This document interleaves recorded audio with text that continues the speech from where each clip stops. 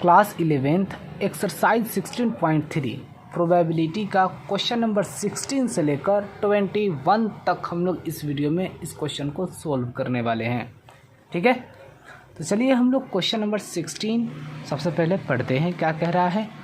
Events E and F are such that P probability not event and not F equal to 0.25।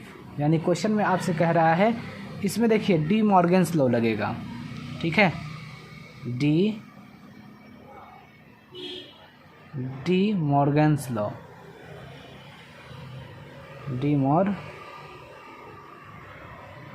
D Morgan's law लगेगा, याद रखिएगा। यानी कि probability of not event और not F, दो event है ई और एफ, समझ में आया? तो क्वेश्चन में आपसे कह रहा है वह कितना दे रखा है, यहाँ पर देख लीजिए 0.25। State whether E and F R mutually exclusive. क्या ई और एफ म्यूचुअली एक्सक्लूसिव हैं? तो ये तो आपको पता है कि ये डी मॉर्गन्स लॉ होते हैं। और इस चीज़ को हम इस तरीके से भी लिख सकते हैं, probability of E intersection F का होल कॉम्प्लीमेंट। ठीक है, और इसका मतलब होता है 1 minus probability of E intersection F. Clear? तो अब मेरा ये कितना दे रखा है, 0.25 दे रखा है। 0.25 इजकल टू क्या हो जाएंगे, 1 minus probability of E intersection F. समझ में आया? अब ये 0.25 ये प्लस में है, इधर आएगा तो -1 equal to minus probability of E intersection F. Minus नहीं, अभी माइनस रहने दीजिए, कटेगा। अब इसको घटाएंगे तो कितने हो जाएंगे, -0.75 equal to minus P probability of E intersection F. ठीक है, ये फॉर्मूला होता है, याद रखिएगा आप। ठीक है, ये दे रखा है मेरा 0.25। अब देख लीजिए यहाँ पर माइनस और माइनस से कट गया तो कितने आ गए भाई, बताइए? तो 0.75। ठीक है, इजकल टू कितना दे रखा है, probability of E intersection F. समझ में आया? यह 0 के बराबर नहीं आया है। ठीक है, तो हम इसको क्या कहेंगे कि events E and F are not mutually exclusive,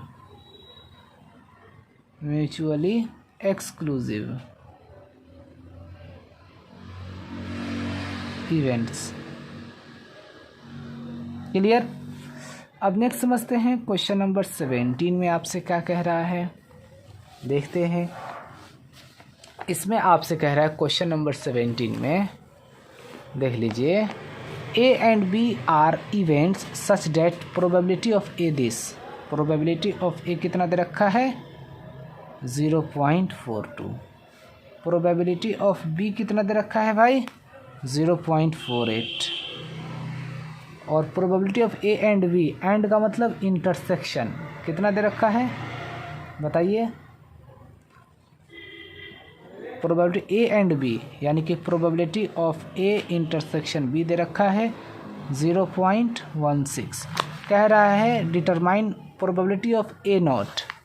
first में कह रहा है प्रोबेबिलिटी ऑफ नॉट ए कह रहा है फाइंड करने के लिए। सिंपल सा क्वेश्चन है। प्रोबेबिलिटी ऑफ नॉट ए को हम इस तरीके से भी राइट कर सकते हैं, और इसका मतलब होता है 1 माइनस प्रोबेबिलिटी ऑफ ए, यानी कि 1 माइनस प्रोबेबिलिटी ऑफ ए कितना है, 0.42। यानी कि अब हम घटाएंगे तो कितने बचेंगे, 0.58। ये हो गया फर्स्ट का आंसर। सेकंड में कह रहा है प्रोबेबिलिटी नॉट बी। ठीक है, सेकंड में कह रहा है क्या, प्रोबेबिलिटी ऑफ नॉट बी। इसको हम इस तरीके से भी लिख सकते हैं, प्रोबेबिलिटी ऑफ नॉट बी, और इसको हम 1 माइनस प्रोबेबिलिटी ऑफ बी, यानी कि 1 माइनस प्रोबेबिलिटी ऑफ बी कितना दे रखा है 0.48, यानी कि 0.52। ये दूसरे वाले का आंसर हो गया। नेक्स्ट देख लेते हैं थर्ड नंबर, ए और बी, और का मतलब union, probability of A union B कह रहा है। ठीक है, थर्ड नंबर में आपसे क्या कह रहा है, प्रोबेबिलिटी ऑफ ए और बी, यानी इसका मतलब हुआ probability of A union B, यानी कि अब इसको हम कैसे कह सकते हैं, फॉर्मूला होता है probability of A plus probability of B minus probability of A intersection B. समझ में आया आपको? तो प्रोबेबिलिटी ऑफ ए कितना दे रखा है 0.42 प्लस प्रोबेबिलिटी ऑफ बी कितना दे रखा है 0.48 minus probability of A intersection B कितना दे रखा है 0.16। ठीक है, अब ये सब को अगर आप प्लस कीजिएगा इन दोनों को तो कितने हो जाएंगे 0.90 माइनस 0.16। अब इसमें से इसको घटा दीजिए तो कितने आ जाएंगे 0.74। उससे पहले 0 लगा दीजिए, ये तीसरे वाले का हो गया आपका आंसर। क्लियर, यहाँ तक समझ में आ गया गाइज। नेक्स्ट समझते हैं अब क्वेश्चन नंबर 18 नंबर क्वेश्चन देखते हैं। 18 नंबर क्वेश्चन में आपसे क्या कह रहा है इसको देखते हैं। देखिए क्वेश्चन नंबर 18 में दे रखा है, यहाँ पर थोड़ा ध्यान दीजिए। कह रहा है क्वेश्चन में, in class 11th of a school board of 40% of the students study mathematics and 30% students biology, यानी कि 40% स्टूडेंट्स हैं जो क्या पढ़ते हैं, मैथमेटिक्स पढ़ते हैं। ठीक है, यानी कि प्रोबेबिलिटी ऑफ मैथमेटिक्स कितने पढ़ते हैं भाई 40%, इसका मतलब हुआ 40/100, यानी कि 1 0 से 1 0 कट गया, डिवाइड देंगे तो 0.4 आ गए, यानी कि 0.4 पढ़ रहे हैं।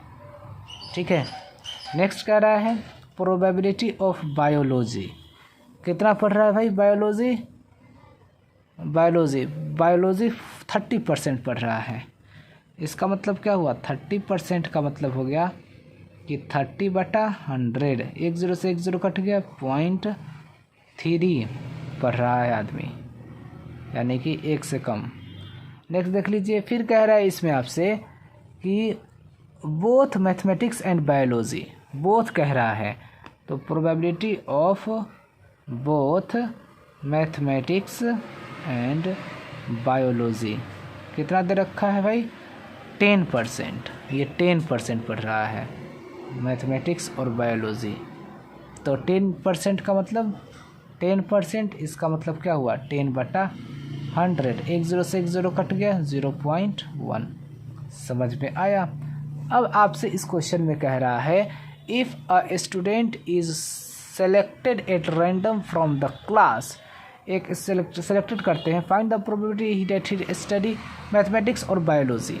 ठीक है, मैथमेटिक्स और बायोलॉजी का हमें प्रोबेबिलिटी फाइंड करना है, और का मतलब यूनियन, तो probability of mathematics plus probability of biology minus probability of mathematics intersection biology, ये इंटरसेक्शन है। तो probability of mathematics 0.4 plus 0.3 minus 0.1, जोड़ दीजिए 7, 0.7 माइनस 0.1, यानी कि कितना देंगे 0.6। ये हो गया आपका आंसर। क्लियर, आपको समझ में आ गया गाइस? क्वेश्चन नंबर 18 आ गया समझ में। नेक्स्ट समझते हैं हम लोग क्वेश्चन नंबर 19। क्वेश्चन नंबर 19 समझते हैं। बहुत अच्छा है क्वेश्चन, इस क्वेश्चन में कुछ भी नहीं है। कह रहा है आपसे क्वेश्चन नंबर 19 में, in an entrance test that is graded on the basis of 2 examinations, the probability of a randomly chosen student passing the first examination of this, first examination इतना दे रखा है, यानी कि प्रोबेबिलिटी ऑफ फर्स्ट एग्जामिनेशन कितना दे रखा है 0.8। Next they and probability of the passing through the second examination this they रखा है। प्रोबेबिलिटी ऑफ सेकेंड एग्जामिनेशन कितने दे रखे हैं 0.7। नेक्स्ट कर रहा है the probability of passing at least one of them is this, at least one of them, यानी कि एटलीस्ट वन ऑफ देम का मतलब probability of first examination union second examination equal to कितना दे रखा है 0.95 दे रखा है। यहाँ आप ध्यान दीजिए 95 दे रखा है, ठीक है। एटलीस्ट कह रहा है ना, तो 95 यूनियन, ठीक है, तो 0.95 कह रहा है what is the probability of passing both, दोनों पास हो जाए, इसके क्या प्रोबेबिलिटी होगा, ठीक है। तो देख लीजिए प्रोबेबिलिटी ऑफ ए वो first examination union second examination बराबर क्या हो जाएंगे, probability of first plus probability of second minus probability of first intersection second. समझ में आया। प्रोबेबिलिटी ऑफ फर्स्ट 0.8 और यूनियन दे रखा है 0.95 और प्रोबेबिलिटी ऑफ सेकेंड वाले क्या दे रखा है तो 0.7 और ये minus probability of one intersection second, one and second. तो देख लीजिए इससे बोथ कह रहा है ना, पासिंग बोथ, दोनों पास हो जाएं तो इंटरसेक्शन हम निकालेंगे, याद रखिएगा आप।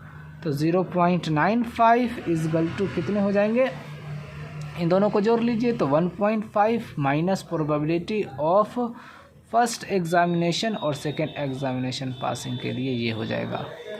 अब देख लीजिए 0.95 minus 1.5 is equal to minus probability of first exam and second exam passing का प्रोबेबिलिटी, इसमें से इसको घटा दीजिए तो -20 हो जाएंगे। समझ में आया। यानी कि आप 1.5 में से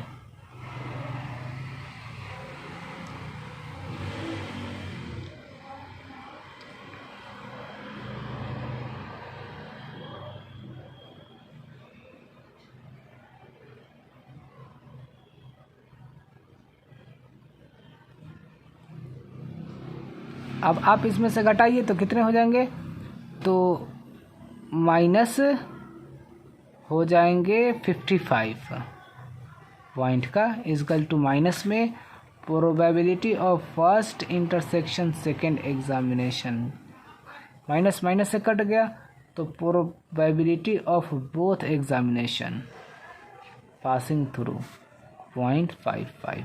समझ में आया। ये आपका हो गया आंसर। क्लियर। नेक्स्ट समझते हैं अब क्वेश्चन नंबर 20 जो अच्छे से हम लोग करने वाले हैं। क्वेश्चन नंबर 20 में आपसे क्या कह रहा है, देख लीजिए। The probability of a student will pass through the final examination in both English and Hindi is this. English and Hindi, probability of English and Hindi both कह रहा है ना, कितना दे रखा है 0.5। नेक्स्ट देख लीजिए and the probability of passing neither 0.1, neither 0.1 यानी कि कोई भी पास नहीं हो, इसका प्रोबेबिलिटी ना हिंदी में ना ही इंग्लिश में, वह दे रखा है 0.1, इसका वैल्यू दे रखा है। नेक्स्ट दे रखा है यानी बहुत कम, if the probability of passing the English examination is 0.5, ठीक है। प्रोबेबिलिटी ऑफ इंग्लिश एग्जामिनेशन का जो दे रखा है 0. कितना दे रखा है भाई 75 दे रखा है। नेक्स्ट समझ लेते हैं यहाँ पर, what is the probability of passing through the Hindi examination. Hindi examination में कितने पास करेगा, इसका हमें प्रोबेबिलिटी फाइंड करना है। क्लियर, समझ में आ गया। तो अब आपको तो इसके लिए फॉर्मूला तो आपको पता ही होगा, क्या होते हैं फॉर्मूला, तो देख लीजिए। प्रोबेबिलिटी ऑफ ई नॉट, ना ही इंग्लिश का प्रोबेबिलिटी गया है ना ही हिंदी का, ठीक है, पेपर गया है बढ़िया, ठीक है, यानी पासिंग। तो इसका फॉर्मूला होता है क्या 0.1, ये ऑलरेडी दिया गया है। तो इसके लिए क्या हम लिख सकते हैं 1 माइनस प्रोबेबिलिटी ऑफ ई और यूनियन एच इजकल टू 0.1। अब आप देख लीजिए 1 माइनस ए यूनियन बी का क्या होते हैं फॉर्मूला, आपको पता होगा, probability of E plus probability of H minus probability of E intersection H. समझ में आया? तो अब यहाँ पर देख लीजिए इजकल टू 0.1। अब आपको क्या करना है, ये सिंपल है तरीका। 1 minus 0.75 plus probability of Henry minus 0.50 is equal to 0.1। तो 1 minus probability of Henry plus, ठीक है। अब इन दोनों को आप जोड़ दीजिए तो कितने हो जाएंगे बताइए? 0.25 हो जाएंगे, घटाएंगे तो 0.25, ठीक है, इजकल टू 0.1। तो क्या हो जाएंगे, माइनस में probability of Henry passing plus क्या हो जाएंगे 0.75। इसमें से इसको घटा देंगे, माइनस का साइन लगा हुआ है तो इतना बचेगा, ठीक है। और इजकल टू में हम क्या लिखेंगे यहाँ पर 0.1, ठीक है। अब हम आराम से निकल सकते हैं प्रोबेबिलिटी ऑफ हेनरी का क्या हो जाएगा भाई 0.75 प्लस 0.75 और ये हो जाएगा, और ये माइनस में हो जाएगा, माइनस में हो जाएगा 0.10। तो प्रोबेबिलिटी ऑफ हेनरी क्या हो जाएंगे गाइस, इसको में से इसमें घटा दीजिए तो 0.65। क्लियर, आपको समझ में आ गया यहाँ तक? अब नेक्स्ट समझ लेते हैं हम लोग प्रोबेबिलिटी। अब क्वेश्चन नंबर 21 हम लोग समझते हैं।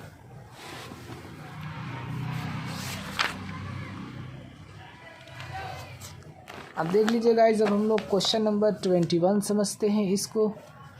इन a class of 66 students, 60 students हैं, ठीक है। कितने स्टूडेंट्स हैं? 60 हैं स्टूडेंट्स। 30 ऑप्टेड ऑफ NCC, ठीक है, यानी कि ए कितना दे रखा है 30 एंड SSS 24, ठीक है, ऑप्टेड 32 फॉर NSS, 32 NSS यानी कि बी दे रखा है 32 and 24 opted for the NCC and NSS, यानी कि ए और बी इंटरसेक्शन लगेगा, एंड दे रखा है तो समझ में आया। तो ए इंटरसेक्शन बी दे रखा है कितना 24, ठीक है। तो अब इस क्वेश्चन में आपसे क्या कह रहा है कि if one of this student selected at random find the probability. Number 1 में दे रखा है, कह रहा है the student opted for NCC और NSS, और का मतलब यूनियन, बस। तो अब हमें यूनियन फाइंड करना है। तो probability of A union B बराबर क्या हो जाएंगे, probability of A plus probability of B minus probability of A intersection B. तो probability of 30 plus probability of 32 minus probability of A intersection B आपका दे रखा है 24। समझ में आया? यानी कि इन दोनों को जोड़ दीजिएगा 62 माइनस 24, यानी कि घटाइएगा तो कितने हो जाएंगे आपके 38 हो जाएंगे। क्लियर, 38 हो जाएंगे। समझ में आया? लेकिन टोटल यार 60 है, याद रखिएगा कि टोटल कितना है 60 है, तो 60 कर लीजिए। टोटल 60 है ना, हमारा 60 है स्टूडेंट्स टोटल, ठीक है, टोटल 60 है। तो इन दोनों को जोड़िएगा तो 62/60 माइनस 24/60, दोनों घटा दीजिए तो 38/60। ये आपको समझ में आ गया? यानी कि काटिएगा तो कितने हो जाएंगे 19/30। फर्स्ट का आंसर हो गया। सेकेंड नंबर क्वेश्चन में आपसे क्या कह रहा है, यहाँ थोड़ा ध्यान दीजिए। The students has opted neither NCC nor SSS, ना ही NCC के लिए क्या माना था, तो A not intersection B not बराबर क्या हो जाएंगे, probability of A union B बराबर 1 minus probability of A intersection B, यानी कि probability of A 1 minus A union B कितना दे रखा है भाई 19, अभी तो निकाला हूँ मैं 19/30। 30। अब इसके लिए आंसर क्या हो जाएगा बताइए। तो 930 में से आप 11 जब भी रहे ना इस तरीके से, तो 30 में से आप 19 घटाइएगा तो कितने होंगे 11/30 आप लिख दीजिए, या एलसीएम भी लेकर कीजिएगा तो 11/30 ही आएगा। तो इस सेकंड का हो गया आपका आंसर। क्लियर। नेक्स्ट समझते हैं थर्ड नंबर में आपसे क्या कह रहा है। इसमें कह रहा है the student has opted NSS but not NCC। ठीक है, तो यानी कि कह रहा है probability of B minus A, यानी कि probability of B minus probability of A intersection B, probability of B 32/60 minus 24/60। अब आप इसको घटाइएगा तो कितने हो जाएंगे बताइए 8/60, काटिएगा तो कितने हो जाएंगे तो 2/15। This is your answer. ठीक है गाइज, तो कैसा लगा वीडियो आप मुझे कमेंट में ज़रूर बताइएगा, और चैनल पर नए हैं तो लाइक सब्सक्राइब शेयर ज़रूर कर दीजिएगा।